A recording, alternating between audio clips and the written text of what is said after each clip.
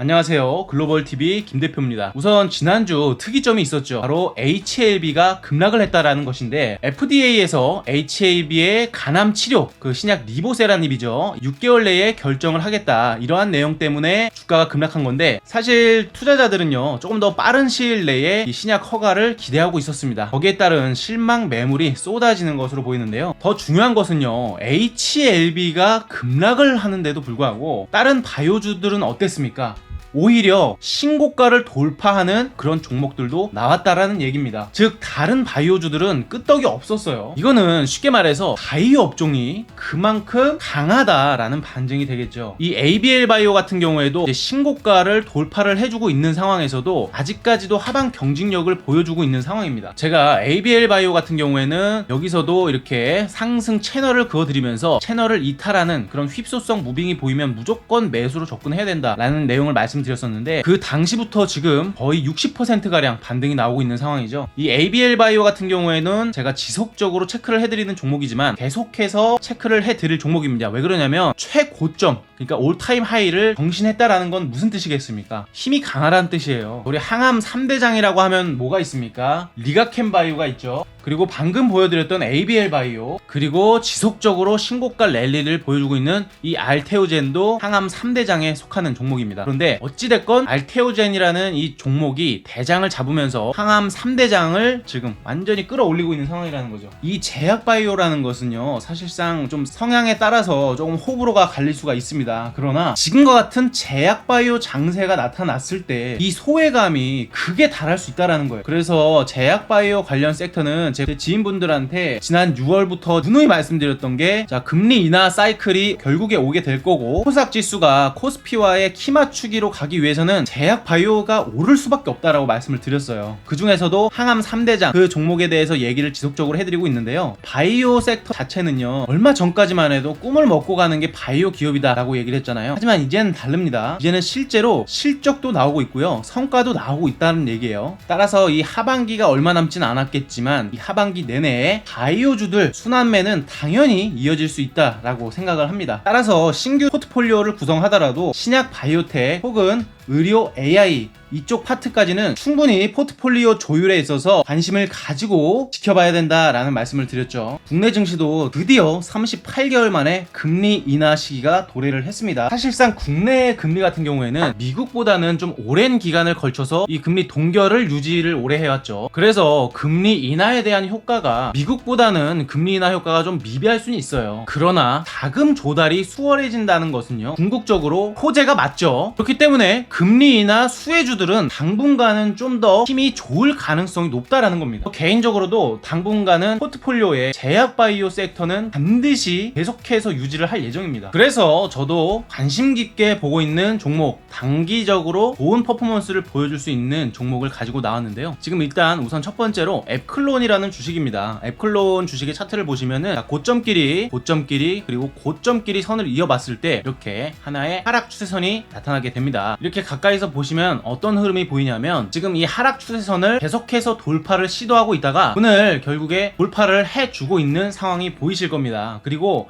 우리가 여기서 중요하게 봐야 될 부분은 바로 거래량의 변화입니다. 매집이 잘 되었다, 이렇게 볼 수가 있겠는데요. 그리고 또 이 앱클론 같은 경우에는 중요한 핵심 포인트가 있습니다. 여기서도 고점끼리 이어지는 선을, 이 하락 추세선을 돌파했을 때 강력한 상승 파동이 연출됐었고, 여기 위에서도 마찬가지입니다. 하락 추세선이 형성되고 나서 돌파를 했을 때 강한 상승이 나왔습니다. 그리고 여기서도 마찬가지죠. 고점끼리 선을 이어서 여기서 돌파를 시도했을 때 바로 강력한 상승이 분출, 여기서도 마찬가지로 하락 추세선을 돌파했을 때 강력한 상승이 분출됐고, 여기서도 마찬가지입니다. 하락 추세선을 돌파하고 나서 상승 파동이 연출되었습니다. 지금도 마찬가지입니다. 지금 같은 경우에도 명확하게 하락 추세선이 형성이 되었고요. 이러한 하락 추세선을 지금 돌파를 시도하고 있는 상황이면서 과거에 이렇게 큰 퍼포먼스를 보여줬던 그 패턴과도 어느 정도 일치하는 그런 흐름을 보여주고 있는데, 지금 여기서 변곡점이 발생한다면 이때보다도 더 큰 상승 파동이 나올 수가 있는 상황입니다. 그 이유는 뭐겠습니까? 자, 여기서 보시면은 이 상승 파동이 나오기 전에 거래량들 보시면은 여기서 매집 거래량들 이렇게 좀 보이실 거예요. 지금 조금 더 축소를 해서 보면은 이런 형태의 모양일 텐데요. 자, 여기서도 매집이 꾸준하게 이어지고 있는 그러한 거래량의 모양들 보이시죠? 자, 그런데 지금 최근의 형태를 보시면은 이 거래량들의 힘이 조금 더 강력한 수준입니다. 하락형 횡보 구간이지 않습니까? 여기서 이런 하락형 횡보 구간에서 이런 식으로 인위적으로 매수 거래량이 유입되고 있었다라는 거 굉장히 긍정적인 흐름이고요. 자, 여기서 지난 8월 5일날 사이드카 발동됐던 당시에 장대 음봉이 발생되었을 때의 이 거래량을 보시면은 사실상 굉장히 미비한 수준이죠. 이때는 말 그대로 신용을 걸었던 개인 투자자들 혹은 소신 없는 개인 투자자들이 이렇게 지지라인이 이탈해서 많은 손절 물량이 나왔다. 매도가 매도를 부르는 그런 상황이 연출되었다라는 것이고요. 개인 털기가 시원하게 나타났습니다. 그 이후에 이렇게 강력한 상승이 나오면서 거래량이 유입됐다라는 거, 이 종목에 어떠한 주체가 개입했다는 명확한 반증이 됩니다. 그리고 매집을 한 이후에 개인 투자자들한테 맡겨둡니다. 그러면 그가 어떻게 됩니까? 이렇게 우하향을 하게 되죠. 그리고 값이 싸졌을 때 또 한 번 거래량이 나오죠. 여기서 장대 양봉이 나오면서 당시에 종가가 14.5%가량 상승해서 마감을 했습니다. 그리고 또 개인 투자자들한테 맡기면은 이런 식으로 자연 하락이 나타납니다. 자연 하락. 그러면 본인들이 더 싼 값에 매집할 수 있는 그런 기회가 오거든요. 자, 그러면서 여기서 이제 물량 테스트를 해봤더니 윗꼬리가 안 달렸다. 물량 테스트를 해봤더니 윗꼬리가 안 달렸다라는 거는 개인 투자자들이 지금 많이 없다라는 반증이 됩니다. 단기적인 흐름을 봐도 그래요. 자, 여기서도 고점과 고점과 고점, 그리고 강력하게 뚫어냈죠. 큰 시간대에서의 이런 하락 추세선과 조금 더 짧은 프레임에서의 이런 하락 추세선을 모두 다 지금 돌파를 시켜 놓은 상황이기 때문에 매수 압력이 강해질 수 있는 상황이라고 보시면 됩니다. 자, 그리고 이평선들 한번 보실까요? 이평선들이 지금 완벽하게 수렴을 이뤄놨습니다. 이평선들이 옹기종기 다 모여있단 말이에요. 이평선의 수렴의 원리를 말씀드렸잖아요. 이렇게 모이게 되면은 다시 발산을 해야 됩니다. 근데 지금 어떻게 됐습니까? 이평선들 위로 캔들이 쭉쭉 자리를 잡아가고 있다. 그러면 캔들이 조금 더 올라가는 형태로 간다면 어떤 모습이 나타나겠습니까?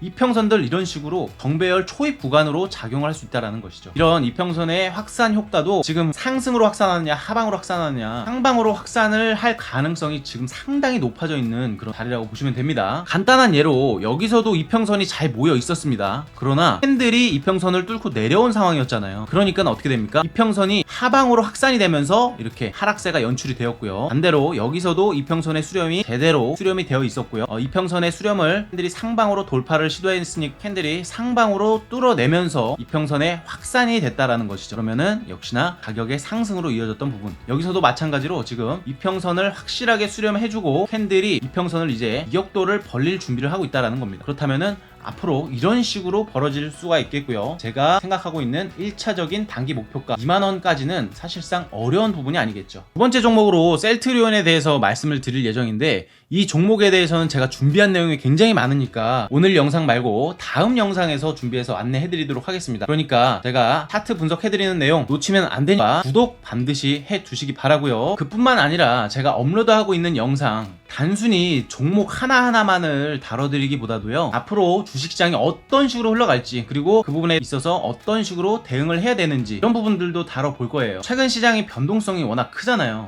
그래서 주식 투자하면서 사실상 실시간 정보도 굉장히 중요합니다. 그래서 유튜브 영상만으로는 사실 모든 정보를 전달 드리기에는 한계가 있기 때문에 저희가 100% 무료로 운영하고 있는 공부방이 있습니다. 여기서는 매일매일 주식 시황, 그리고 각종 데이터와 주요 뉴스 등을 빠르게 해석해가지고 저만의 관점으로 올려드리고 있으니까요. 고정 댓글 참고하셔가지고 투자에 활용해보시길 바랍니다. 자, 커뮤니티 입장하실 때는 잊지 마시고 구독 버튼 한 번씩 눌러주시고 입장해주시기 바랍니다. 감사합니다.